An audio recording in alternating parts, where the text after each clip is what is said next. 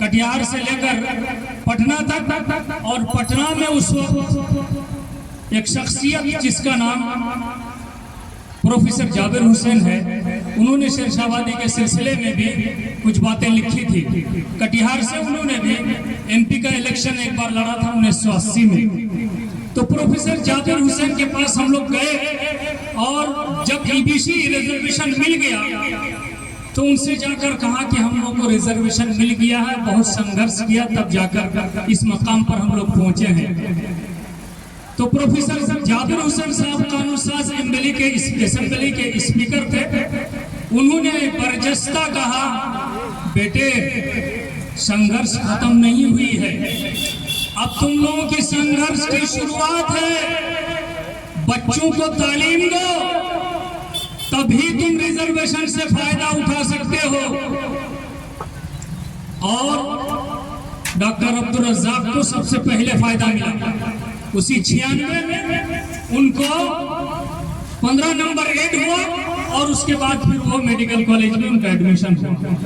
लिहाजा दोस्तों, कहने का मकसद ये है कि ये तालीमी बेदारी और समाजी बेदारी प्रोग्राम है।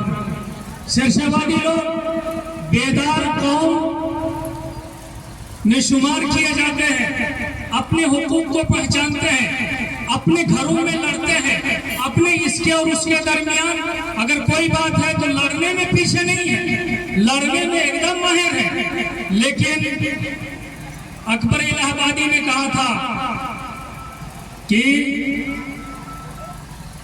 गैर के सामने बस कुली बन जाइए, अपने भाई के सामने बस आप तन जाइए। जब अपना भाई है तो उसके सामने सीना तान के खड़े हो जाते हैं, लेकिन गैर के सामने आप कुली बन जाते हैं। ऐसा नहीं होना चाहिए दोस्तों, बदलाव आना चाहिए। सोचिए अपनी फिक्र में बदलाव लाइए। मुझे आज याद आ रहा है, पहली मर्तबा जब भाई अब्दुल रहमान को टिकट मिला था बीजेपी से, किशनगंज के एक बड़े आलिम को मैंने टेलीफोन किया और कहा कि मौलाना कुछ मैसेज तो दीजिए। अरे भाई, ये आदमी अगर जीत गया, 2-4 हजार वोट मिल गया ज्यादा, तो जीत गया तो कम से कम आपका लीडर तो बन जाएगा।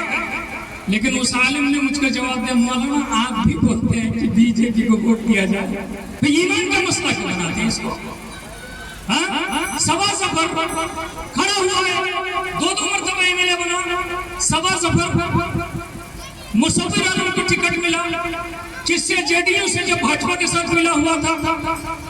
तस्लीमुद्दीन के बेटा को टिकट मिला और जीता वो। जब जेडीयू के साथ उसी तरह से मुजाहिद आलम, वो भी जीते भाजपा के साथ मिलकर। ये सब चेहरा नहीं दिखाई दिया। नौशाद आलम का भी मामला वही। लेकिन जब दोस्तों ये गुलाबी उर्दू बोलने वाले बोलते हैं आपके सामने, और बयान भी दिया, जब अब्दुल रहमान को टिकट मिला तो क्या बयान दिया था कि कुछ दिनों से शेरशाहबादी लोग भाजपा की तरफ झुक रहे हैं, इनका ईमान बिक रहा है।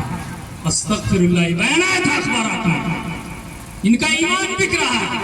अरे तुम्हारा ईमान बिक जाए तो कोई बात नहीं, वो ईमानदारी है। और अगर कुछ फायदा लेने के लिए अपने पांव पे खड़े होने के लिए जाए तो कहते हैं कि तुम्हारा ईमान बिक गया। और आज ईमान के लोग, हमारे ही लोग जाकर उसको वोट देते हैं। और ये सामने इलेक्शन आ रहा है, हमारे ही लोग बिक कर उसके गोद में बैठकर उसको,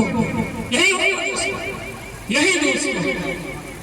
किसी शायर ने कहा था कि चेहरे बदल बदल के मुझसे मिल रहे हैं लोग, चेहरे बदल बदल के मुझसे मिल रहे हैं लोग, क्या जुल्म हो रहा है मेरी सादगी के साथ।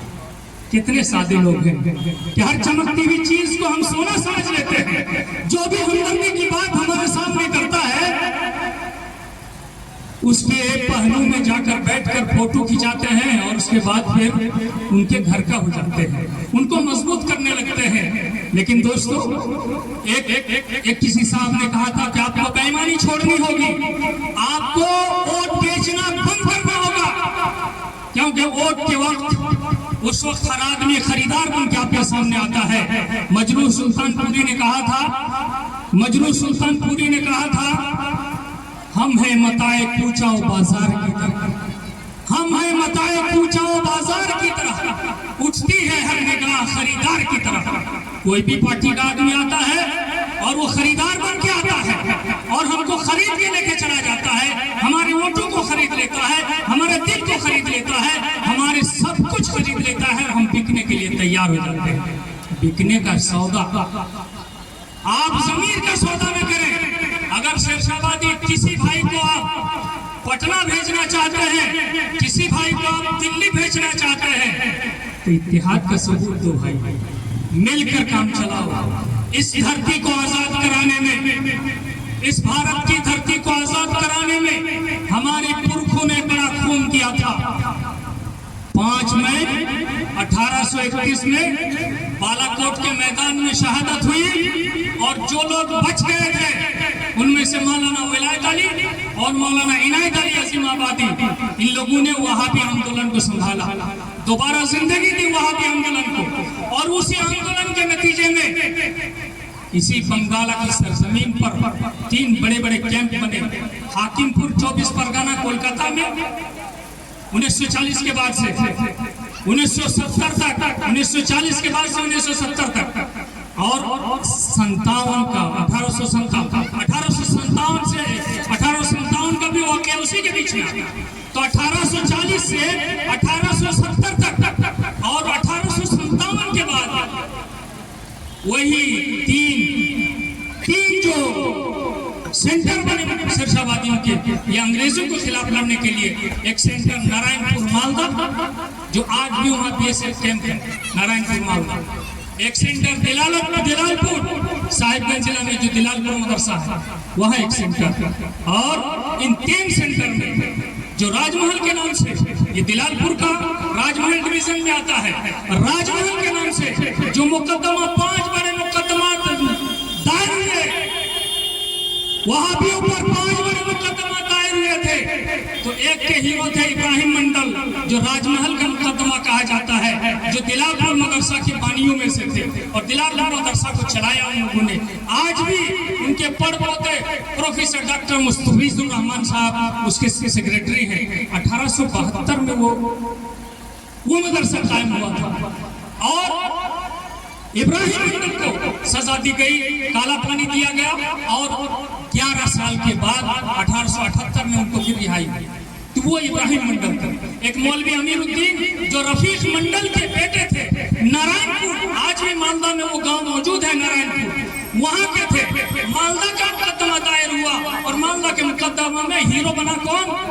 मौलवी अमीरुद्दीन, शेरशाहबादी थे। इब्राहिम मंडल शेरशाहबादी थे। और फिर जो 13वां मुकदमा दायर हुआ, वहां हाकिमपुर जो 24 परगना का, जिसको कलकत्ता का मुकदमा कहा गया है, उसमें भी ज्यादातर शेरशाहबादी थे दोस्तों। और 2 मुकदमा दायर हुए थे पंजाब में, जो अंबाला का मुकदमा मौलाना अब्दुल मतीन सलफी साहब ने रहमहुल्लाह ने जो डायरी निकाली थी, तौहीद डायरी, उसमें ये 5 मुकदमा को लिखा हुआ, जो पहली डायरी उन्होंने शाये की थी, उसमें ये 5 मुकदमा को तफसील के साथ 2 पेज में लिखा हुआ है। अगर पुरानी डायरी वो मौजूद है किसी के पास तो उसको दे सकता है, या इसको वहाबी तहरीक डॉक्टर क़यामुद्दीन का जो पीएचडी का डिग्री है उसको भी देख सकता है, जो पटना यूनिवर्सिटी से डॉक्टर क़यामुद्दीन ने लिखा, वहाबी तहरीक। तो वो वहाबी तहरीक से जुड़कर शेरशाहबादियों ने इस हिंदुस्तान को आजाद किया। आज हमारा ये हक बनता है कि हम इस भारत को बचाने में, मोहब्बत की सरजमीन को मजीद मोहब्बत से पिरोने के लिए हम कोशिश करें और हम आगे बढ़ें। और हम लोग अगर पीछे रह जाएंगे, मुत्तहिद नहीं रहेंगे, बिखरे हुए रहेंगे, तो हम हर तरह से बिखरते चले जाएंगे। नौजवानों से खिताब करते हुए कभी अल्लामा हाली, जो अहले हदीस के शायर थे, और उस वक्त वहाबी आंदोलन के मौके पर उन्होंने एक शेर कहा था, खेतों को दे लो पानी, अब बह रही है गंगा, कुछ कर लो नौजवानों, चढ़ती जवानियां हैं। लिहाजा दोस्तों, आप आगे बढ़ने की कोशिश कीजिए, मुत्तहिद होकर आगे बढ़िए, तो इंशाअल्लाह किसी नतीजे तक आप पहुंच सकते हैं। इन्हीं चंद कलिमात के साथ मैं अपने बातें खत्म करता हूं और तमाम लोगों का शुक्रिया अदा करता हूं कि आप लोगों ने हमें 5 मिनट का टाइम दिया। अब आपके सामने जनाब प्रोफेसर डॉक्टर सैदुर रहमान साहब शायद अभी आए, शेख मुजम्मिल साहब मदनी।